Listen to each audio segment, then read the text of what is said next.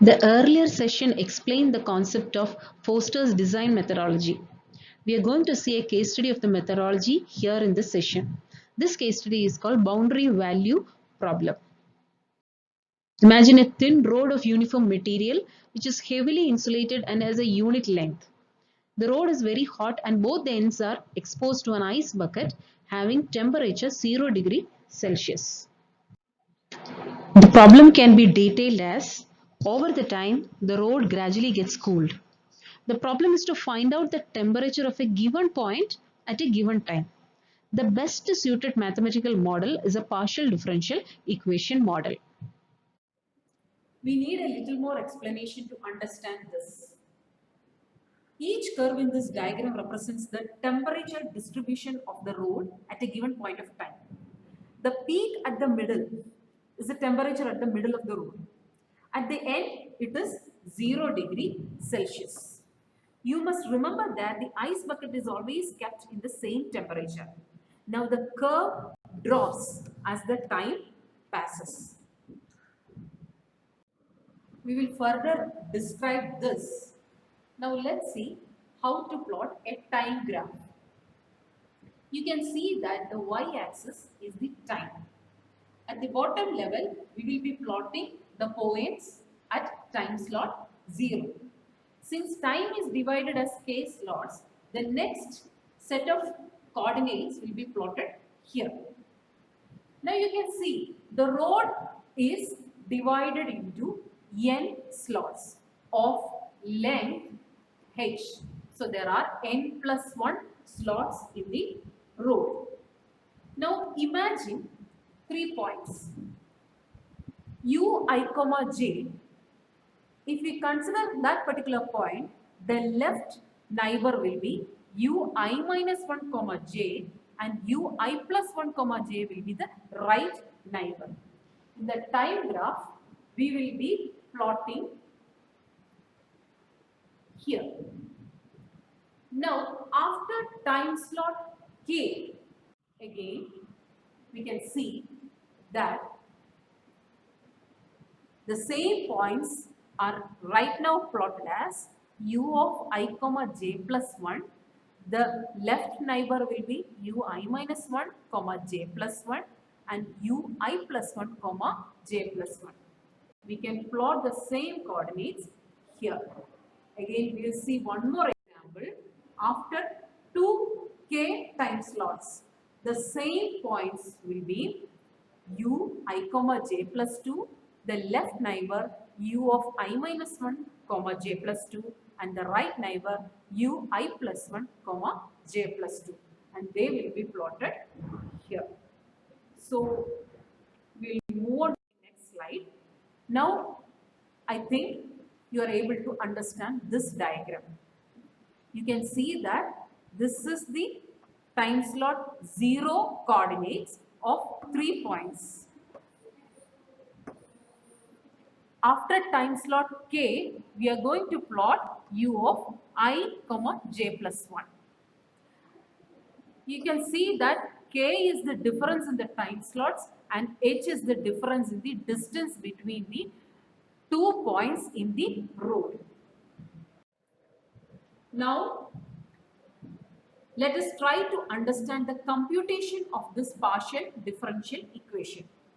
It is given that a point u of I, j plus 1 can be computed using its previous time slot values u of I minus 1, j, u of I, j and u of I plus 1, j using the equation u of I, j plus 1 will be approximately equal to r into u of I minus 1, j plus 1 minus 2r into u of I, j plus r into u of I plus 1, j where r is given as k divided by h square. So let me explain it again.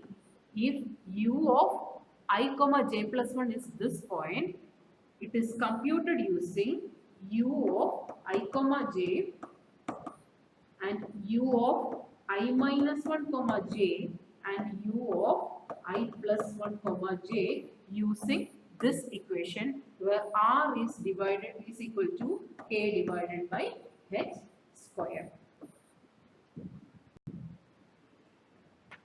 Now, we started saying that the boundary value problem is the case study of Foster's design methodology.